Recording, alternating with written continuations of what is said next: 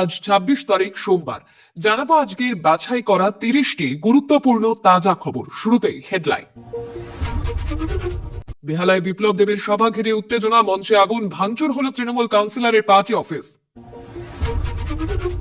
ISF Trinamool বিবাদে ফের উত্তপ্ত ভাঙর, বোমাবাজি, এলাকায় মোতায়েন বিশাল পুলিশ। শুভেন্দুর নন্দীগ্রামে ৭ দিনের ব্যবধানে দ্বিতীয় সমবায় জয় তৃণমূলের, অভিষেকের সেবাশ্রয়কে কৃতিত্ব দিচ্ছে দল। নাবালিকাকে ধর্ষণের অভিযোগে উত্তপ্ত কোচবিহার গ্রাম, জখম থানার ওসি গ্রেফতার ৮, ১২ ঘন্টার বন্ধ এলাকায়।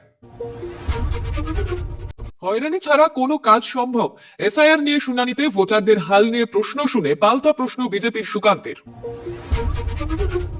সরকার গড়তে বিজেপির সমর্থনে রাজি, তৃণমূলের সাঁড়াশি আক্রমণে পড়ে ভুল বদল হুমায়ুনের।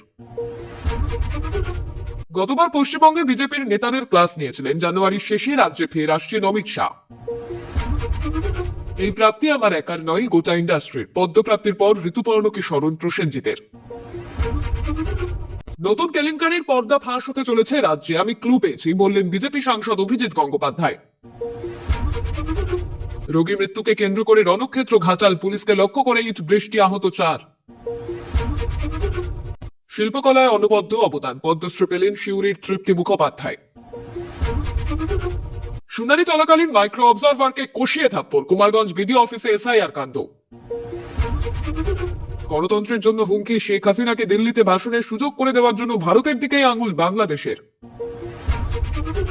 এসআইআর নিয়ে মিথ্যা প্রচার চলছে, ভোটার দিবসে জ্ঞানেশ কুমারের মন্তব্যের জেরে কমিশনের অনুষ্ঠানে তীব্র অশান্তি। ৭টি ৪, ৫টি ছক্কা, ডট বল 0, ১৪ বলে অর্ধশত রানে অভিষেক, গুয়াহাটিতে একাধিক রেকর্ড ভাঙলেন।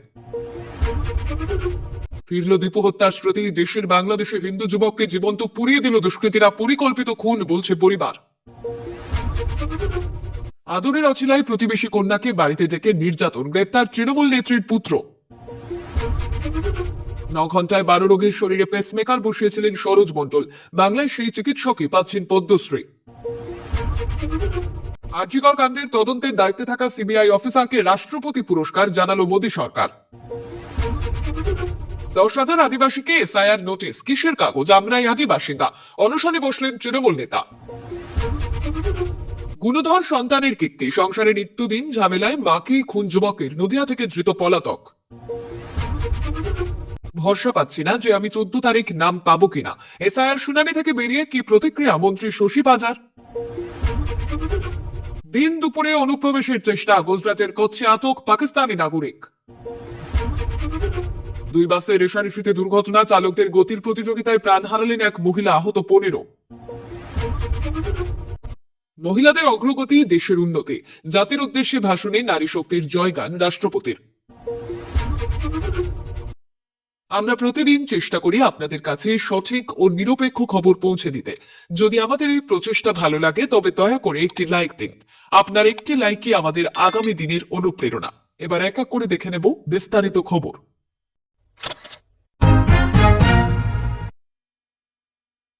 হয়রানি ছাড়া কোনো কাজ সম্ভব, এসআইআর নিয়ে শুনানিতে ভোটারদের হাল নিয়ে প্রশ্ন শুনে পাল্টা প্রশ্ন বিজেপির সুকান্তের।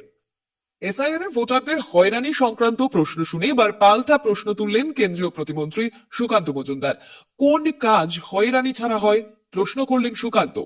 এসআইআর এর শুনানিতে হাজিরা দেওয়াকে হয়রানি বলে মনে হলে ভোট দিতে গিয়ে লাইনে দাঁড়ানো কি হয়রানি হয়, প্রশ্ন বিজেপির প্রাক্তন রাজ্য সভাপতির। হয়রানি সহ্য না হলে নির্বাচন বন্ধ রেখে প্রত্যেকবার দিদিকেই মুখ্যমন্ত্রী রেখে দেওয়া যেতেই পারে বলে কটাক্ষের সুরে প্রস্তাব দিলেন তিনি। রবিবার মুর্শিদাবাদ জেলার বহরমপুরে একাধিক জনসংযোগ কর্মসূচি ছিল সুকান্তের। তার মাঝে বহরমপুরের প্রস্তাবিত রাম মন্দির নির্মাণের জন্য গঠিত ট্রাস্টের ওয়েবসাইট উদ্বোধন করেন তিনি। সেই সাংবাদিক বৈঠকে সুকান্তকে প্রশ্ন করা হয় প্রতিবন্ধী এবং প্রবীণ ভোটারদের এসআইআর শুনানিতে হাজিরা সংক্রান্ত হয়রানি নিয়ে। সুকান্ত বলেন, ভোট দিতে যান যখন তখন হয়রানি হয় না?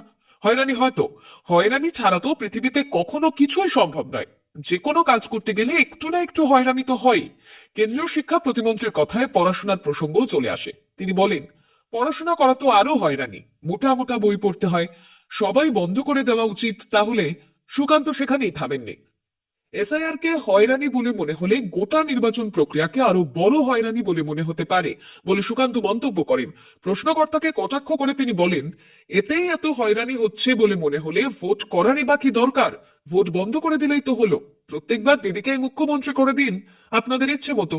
তৃণমূল থেকে বহিষ্কৃত বিধায়ক হুমায়ুন কবির মুর্শিদাবাদের বেলডাঙ্গায় বাবরি মসজিদ তৈরির ঘোষণা করার পরই বিজেপি পাল্টা রাম মন্দির তৈরির ঘোষণা করেছিল।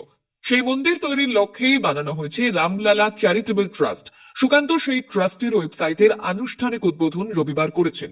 তবে কতদিনে বহরমপুরে রাম মন্দির তৈরির কাজ শেষ হবে সে বিষয়ে সুকান্ত মন্তব্য করতে চাননি। তিনি বলেছেন, রাম মন্দির তৈরির পরিকল্পনা ট্রাস্টে, আমি সেই ট্রাস্টের উপদেষ্টা মাত্র। মন্দির কবে বা কতদিনে তৈরি হবে তা ট্রাস্ট স্থির করবে, সাধারণ মানুষ তথা হিন্দু সমাজ স্থির করবে। কারণ সরকারি অর্থে নয়, সাধারণ হিন্দুদের দানের অর্থেই এই মন্দির তৈরি হবে। বেহালায় বিপ্লব দেবীর সভা ঘিরে উত্তেজনা, মঞ্চে আগুন, ভাঙচুর হলেও তৃণমূল কাউন্সিলরের পার্টি অফিস। বিজেপির সভাকে কেন্দ্র করে সরকার গড়তে বিজেপির সমর্থনে রাজি, তৃণমূলের সাঁড়াশি আক্রমণে পড়ে ভুল বদল হুমায়ুনের। 26-এর বিধানসভা নির্বাচনে জনতা উন্নয়ন পার্টি 100 আসন পেলে তিনিই হবেন মুখ্যমন্ত্রী। সরকার গড়তে বিজেপি সমর্থন দিলে নেব, এই মন্তব্যে তৃণমূল কংগ্রেসের সাঁড়াশি আক্রমণের মুখে অবশেষে ভুল বদল করলেন জনতা উন্নয়ন পার্টির চেয়ারম্যান হুমায়ুন কবির। সোশ্যাল মিডিয়ায় হুমায়ুন কবির নিজের প্রোফাইলে একটি বক্তব্যের ভিডিও পোস্ট করে শাসক দলের বিরুদ্ধে তোপ দেখেছেন। এদিন হুমায়ুন কবির বলেন, আমি সেদিন স্পষ্ট করে বলেছিলাম আগামী নির্বাচনে জনতা পার্টি যদি একক সংখ্যাগরিষ্ঠতা না পায়, তবে আমরা পশ্চিমবঙ্গের স্বার্থে এবং সাধারণ মানুষের উন্নয়নের জন্য যে কোনো গণতান্ত্রিক শক্তির সমর্থনে সরকার করতে পারি। আমি আরো বলেছিলাম, বিজেপির সমর্থন হোক কিংবা তৃণমূলের, যা আমাদের শর্ত মেনে মানুষের উন্নয়নের পাশে দাঁড়াবে, আমরা তাদের সমর্থন দিয়েই চলব। দুঃখের বিষয়, তৃণমূল কংগ্রেস আজ এতটাই দিশেহারা যে আমার পুরো বক্তব্য প্রকাশ করার সাহস তাদের নেই। ভিডিওটি এমন ভাবে এডিট করা হয়েছে যাতে আমার ভাবমূর্তি নষ্ট করা যায়। তৃণমূল আমার ভাবমূর্তি নষ্ট করার জন্য তাদের অফিসিয়াল ফেসবুক পেজে আমার বক্তব্যের অর্ধাংশ ভিডিও পোস্ট করেছে। ধিক্কার জানাই ওদের। বসিরহাটের মাওলানবাগ দরবারে এসে হুমায়ুন কবির বেলডাঙ্গার পরিযায়ী শ্রমিক আলাউদ্দিন শেখের মৃত্যু প্রসঙ্গে সরাসরি দাবি করেন, এটি আত্মহত্যা নয়, একটি পরিকল্পিত খুন। তার অভিযোগ, ঘটনার প্রকৃত সত্য আড়াল করতে পরিকল্পিতভাবে একটি ভুয়ো রিপোর্ট তৈরি করানো হয়েছে। তার মতে আত্মহত্যার তথ্য সম্পূর্ণ মিথ্যে এবং খুনের ঘটনাকে ধামাচাপা দিতে প্রশাসনিক স্তরে নানান পরিকল্পনা হয়েছে। পাশাপাশি হুমায়ুন এদিন জানান, দীর্ঘদিন ধরে শিলান্যাস হয়ে থাকা বেলডাঙ্গার বাবরি মসজিদের নির্মাণ কাজ আগামী 11 ফেব্রুয়ারি থেকে শুরু হবে। তার কথায় মসজিদের প্ল্যান এবং জমি সবই প্রস্তুত রয়েছে এবং নির্ধারিত দিনে নির্মাণ কাজ শুরু হবে। এই প্রসঙ্গে তিনি দৃঢ় কণ্ঠে বলেন, এই কাজে কেউ বাধা দিতে পারবে না। মাওলানবাগ দরবার থেকে জানান, বহু প্রতীক্ষার অবসান ঘটিয়ে অবশেষে বেলডাঙ্গায় বাবরি মসজিদের কাজ শুরু হতে চলেছে। ভোটের আগে আরো কেলেঙ্কারি ফাঁসের ইঙ্গিত অভিজিৎ গঙ্গোপাধ্যায়ের। বিধানসভা নির্বাচনের আগে পশ্চিমবঙ্গে আরো বড় কেলেঙ্কারি প্রকাশ্যে আসতে চলেছে বলে ইঙ্গিত দিলেন বিজেপি সাংসদ এবং কলকাতা হাইকোর্টের প্রাক্তন বিচারপতি অভিজিৎ গঙ্গোপাধ্যায়।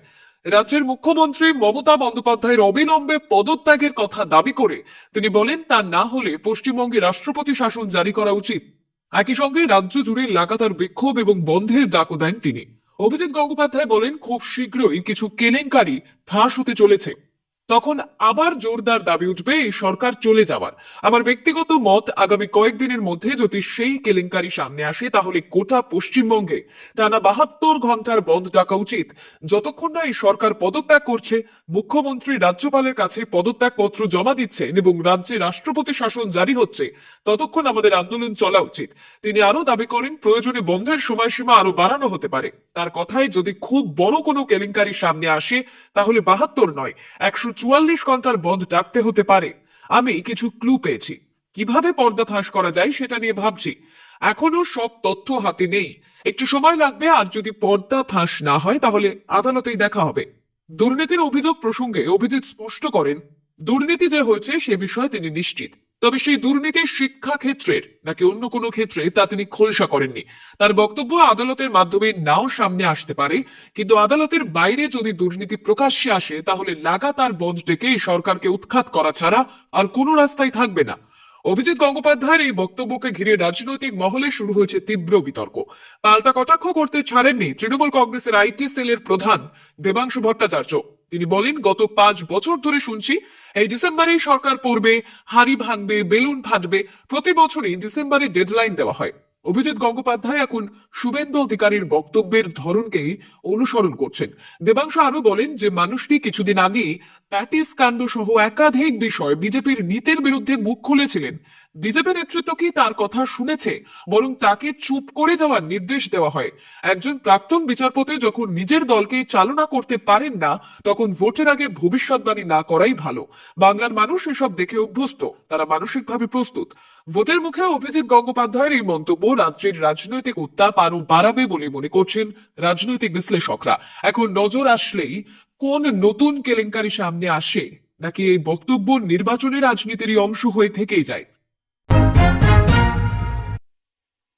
দুই বাসের রেষারেষিতে দুর্ঘটনা, চালকদের গতির প্রতিযোগিতায় প্রাণ হারালেন এক মহিলা, আহত 15।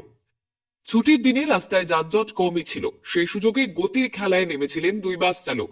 কয়েক কিলোমিটার রেষারেষি করে বাস ছোটানোর পর উল্টে গেল একটি বাস, প্রাণ গেল এক মহিলা যাত্রীর, জখম হলেন বেশ কয়েকজন। স্থানীয় সূত্রে খবর, রবিবার বেলা 1টা নাগাদ নদিয়ার কৃষ্ণনগর করিমপুর রাজ্য সড়কের কাঠালিয়া এবং মহিষবাতান সংলগ্ন মাঠের মাঝে ওই দুর্ঘটনাটি হয়। বাস উল্টে মারা যান একজন। পুলিশ জানিয়েছে মৃতার নাম বাসন্তী মণ্ডল, বয়স 52 বছর। তিনি করিমপুর থানার অভয়পুরার বাসিন্দা। এছাড়া আরো 15 জন যাত্রী জখম হয়েছেন। প্রত্যক্ষদর্শী এবং যাত্রীদের একাংশ জানিয়েছেন, কৃষ্ণনগর থেকে করিমপুরগামী দুটি বেসরকারি বাসই ছেড়েছিল। নাজিরপুর মোড় ছাড়ার পর থেকে একে অপরকে টেক্কা দিচ্ছিল দুটি বাস। রাস্তার মোড়ে অপেক্ষারত যাত্রীদের কে আগে তুলবে তা নিয়ে শুরু হয় দুই বাসের রেষারেষি। কাঠালিয়া ছাড়িয়ে মহিষবাতানের মুখে ফাঁকা রাস্তায় নিয়ন্ত্রণ হারিয়ে সামনের বাসে ধাক্কা মেরে রাস্তার একটি গাছে ধাক্কা দিয়ে উল্টে যায় অন্য বাসটি। সংঘর্ষের অভিঘাতে এগিয়ে যাওয়া বাসটি ব্রেক কষে দাঁড়িয়ে পড়লে ভিতরে থাকা যাত্রীরা হুড়মুড়িয়ে একে অপরের উপর পড়ে যান। তাদের সমবেত চিৎকার চেঁচামেচিতে মাঠের কাজ ফেলে দৌড়ে যান কৃষকেরা, তার এই উদ্ধার কাজে হাত লাগান। বাসের ভিতর থেকে রক্তাক্ত এবং থেতলে যাওয়া অবস্থায় এক মহিলা যাত্রীকে উদ্ধার করে করিমপুর গ্রামীণ হাসপাতালে নিয়ে যাওয়া হয়, কিন্তু চিকিৎসকরা তাকে মৃত বলে ঘোষণা করেন। মৃতার পরিজনেরা জানিয়েছেন, ব্যক্তিগত কাজে পরিবারের সঙ্গে কৃষ্ণনগরে গিয়েছিলেন তিনি। বাড়ি ফেরার পথে ওই দুর্ঘটনা। পুলিশ সূত্রে খবর, দুর্ঘটনায় আহত 15 জনের মধ্যে 12 জনকে প্রাথমিক চিকিৎসার পর ছেড়ে দেওয়া হয়। 3 জনের অবস্থা আশঙ্কাজনক হওয়ায় তাদের শক্তিনগর জেলা হাসপাতালে স্থানান্তর করা হয়েছে। পরে করিমপুর থানার পুলিশ এবং বিপর্যয় মোকাবিলা বাহিনী ক্রেন নিয়ে গিয়ে রাস্তা থেকে দুর্ঘটনাগ্রস্ত বাসটি সরিয়ে নিয়ে গিয়েছে। এখন যান চলাচল স্বাভাবিক বলে খবর।